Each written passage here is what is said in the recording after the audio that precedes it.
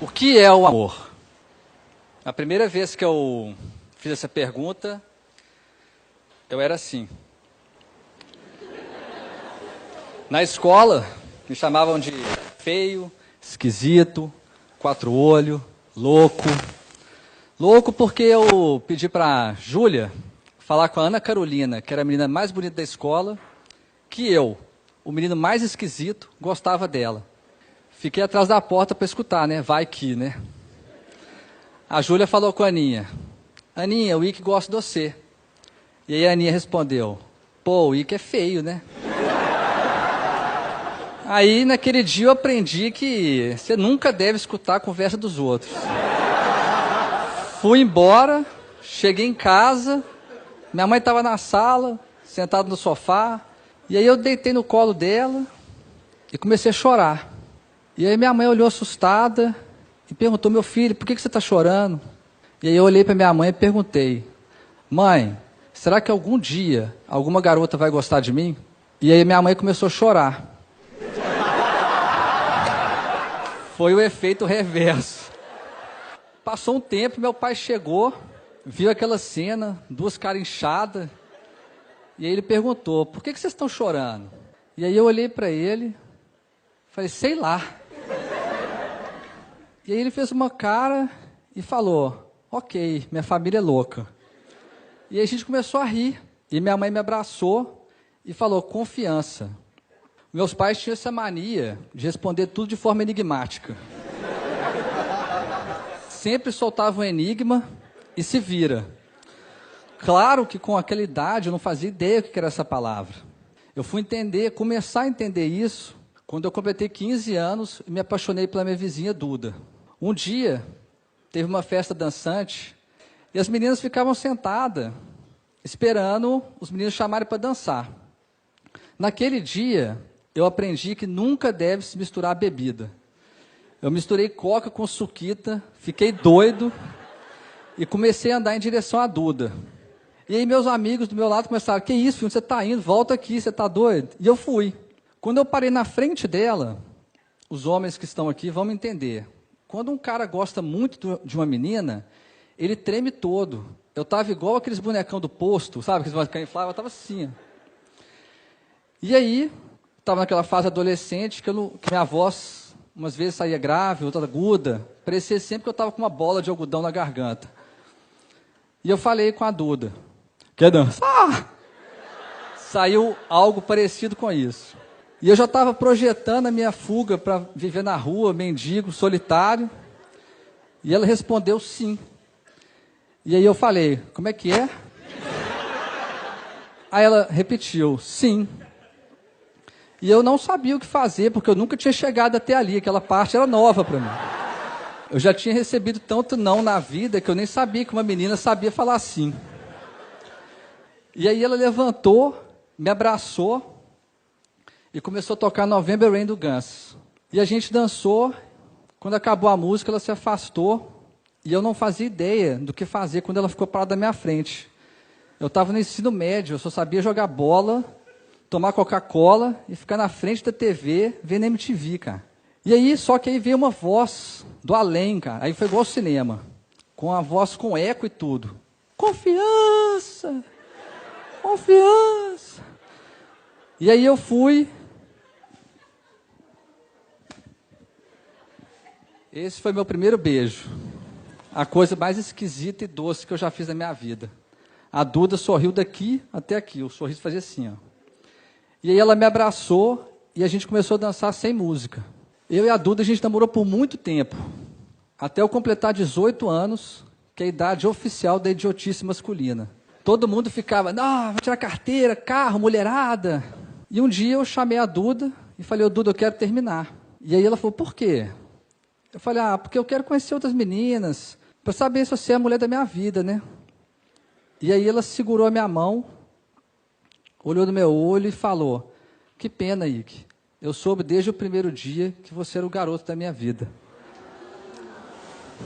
Ela foi embora, eu chorei por umas 5 horas seguidas.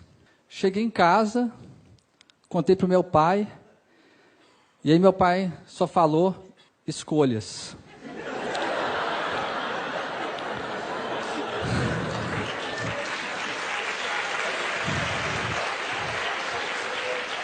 Eu passei muito tempo sem entender aquilo, obviamente.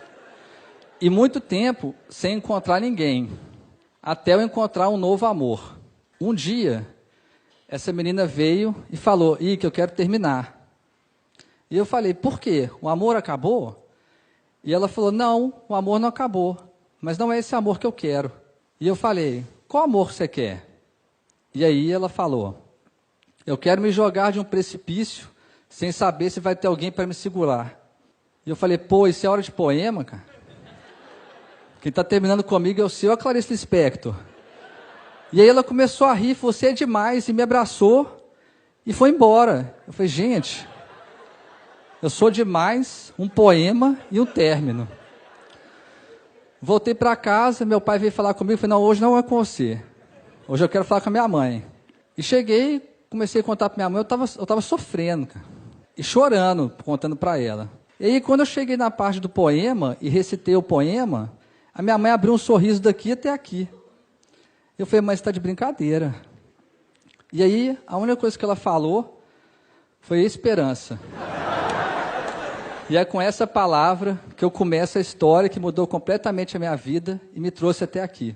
Era junho de 2013, minha namorada terminou comigo um pouco antes dos Dias dos Namorados. Eu saí do carro dela igual um zumbi.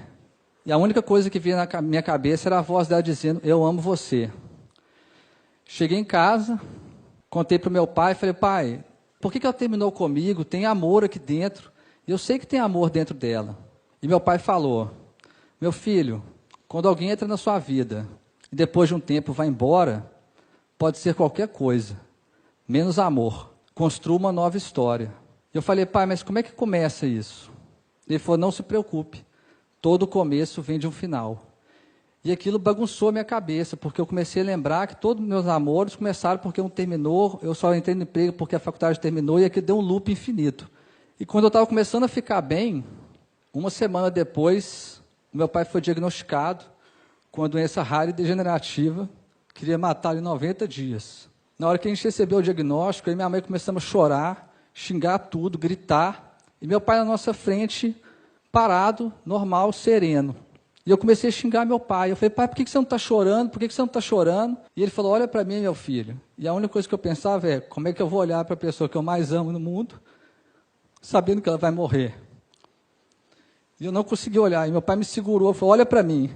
E aí eu olhei, e ele falou, se você soubesse que hoje era o último dia da sua vida, você ia passar de chorando. E aí eu e minha mãe ficamos parados. E eu falei, pai, você não pode morrer. E ele falou, meu filho, todo mundo vai morrer. E eu falei, pai, mas todo mundo vai morrer. E a gente, o que a gente vai fazer? Ele só respondeu, viver.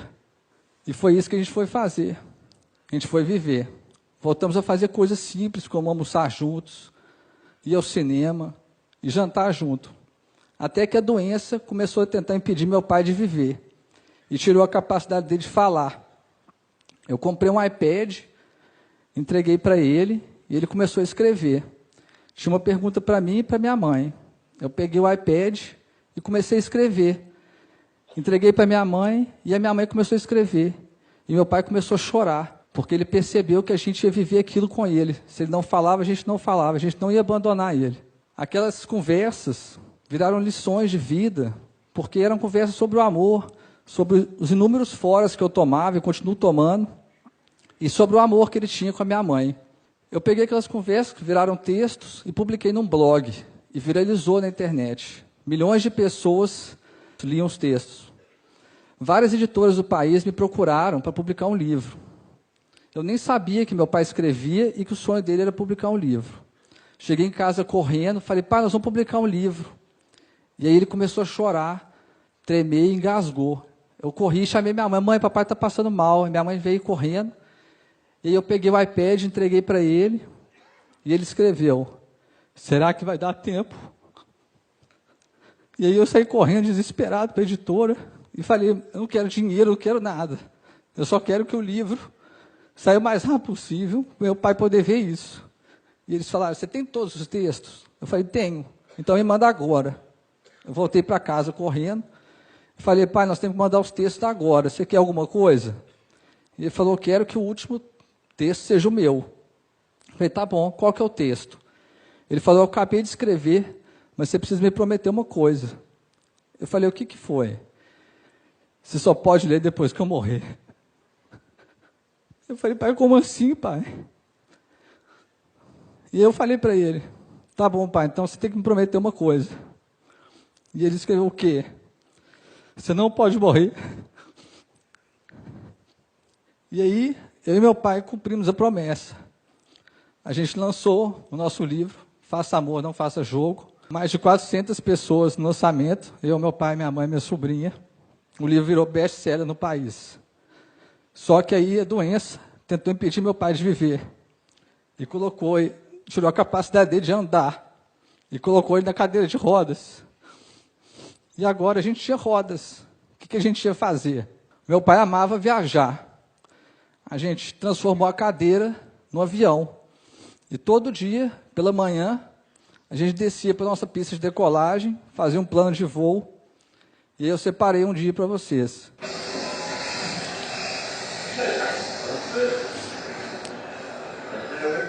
Eu não lembro se esse dia a gente estava para Nova Zelândia, foram muitas viagens. E sempre que a gente terminava, pousava, eu pegava o iPad, entrava no país que a gente estava e a gente ficava vendo as imagens. Estudava a cultura do país e tudo. Meu pai, há mais de 30 anos, ia toda sexta-feira com 2 irmãos na mesma pizzaria. Ele continuou indo de cadeira de rodas. Só que a doença tentou impedir meu pai de viver e tirou a capacidade dele de comer.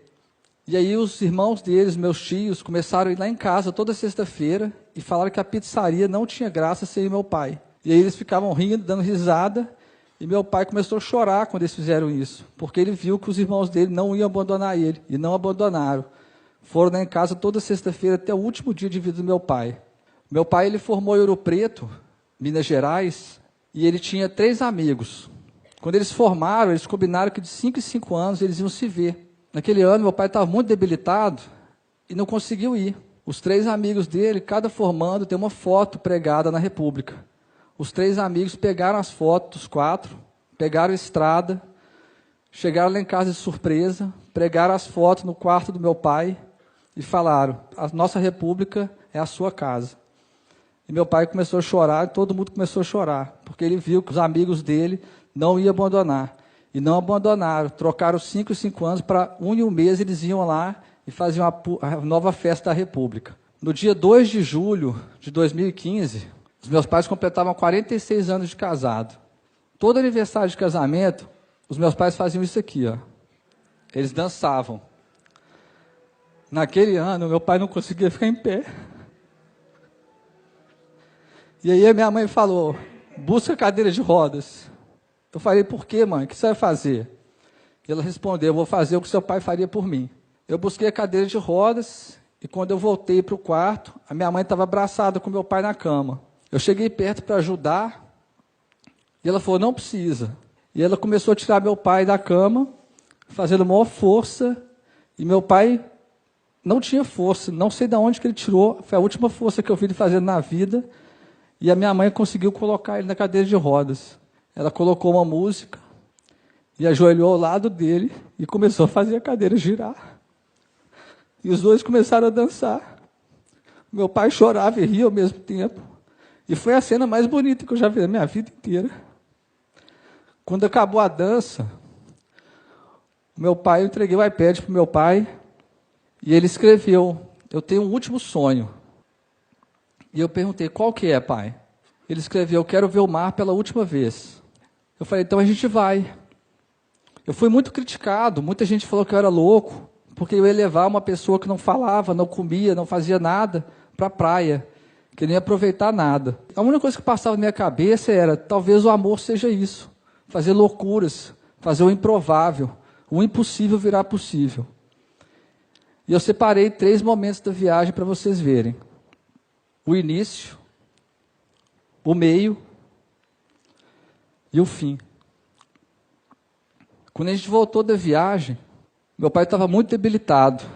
Ele pegou o iPad e começou a escrever. Meu filho, eu estou sentindo muita dor. A minha mão treme muito. Eu não sei até quando eu vou conseguir escrever. A gente precisa criar uma nova forma de comunicar. Se eu piscar uma vez é sim, 2 é não e 3 é eu te amo. No dia 23 de agosto de 2015, o meu pai faleceu. Os médicos tinham dado 90 dias. Meu pai viveu por mais de 1095. Eu resolvi contar um pouquinho dessa história aqui, porque eu vejo o mundo distorcendo, complicando demais as coisas. Fique com alguém que faz isso, que te dê aquilo. E todas essas regras e exigências são criadas pela cabeça. O amor é criado aqui dentro, no coração. O resto todo é ilusão. Eu vejo a sociedade exigindo demais status sociais, bens materiais, pedindo que os pais coloquem os filhos nas melhores escolas, nas escolas mais caras, que estudem 3 línguas, que as esposas sejam as melhores amantes, sejam bem-sucedidas. E eu queria dizer para todos vocês que tudo isso não significa nada. A única coisa que o bem mais valioso que vocês têm, podem dar para alguém que você ama, é o seu tempo. Aquele tempo que a pessoa deita no seu colo e você fala, vai ficar tudo bem. A pessoa que você ama só precisa que você passe pela confiança, que esteja ao lado dela nas suas escolhas e que principalmente dê a ela esperança. Esse é o meu primeiro pedido. Dê o seu tempo para a pessoa que você ama. Muita gente acha que é fácil eu pedir isso porque acha que a minha relação com meu pai era perfeita. E não existe nada perfeito no mundo. Eu e meu pai éramos cheios de defeitos, nós seres humanos somos cheios de defeitos. Quantas vezes meu pai entrou no meu quarto e eu falei, pai, me deixa em paz, estou tocando guitarra. Pai, me deixa em paz, estou jogando videogame. E sabe o que ele fazia? Ele sorria. Eu tratava ele mal e ele sorria. Ele rebatia minha raiva, minha paciência com amor. E foi isso que ele me ensinou. Quando alguém que a gente ama nos tratar mal, em vez de tratá-la mal de volta, dê o seu amor. Porque o amor é a única forma capaz de transformar o mundo e as pessoas. O meu pai me transformou. Ele me salvou. Ele nunca desistiu de mim. E esse é o meu último pedido. Nunca desista da pessoa que você ama. E agora, vocês devem estar querendo saber o que é o amor. Acreditar. Esse é meu enigma. A forma mais bonita que eu aprendi para deixar um pouco do meu amor dentro de todos vocês que estão aqui. Fique com Deus. Obrigado.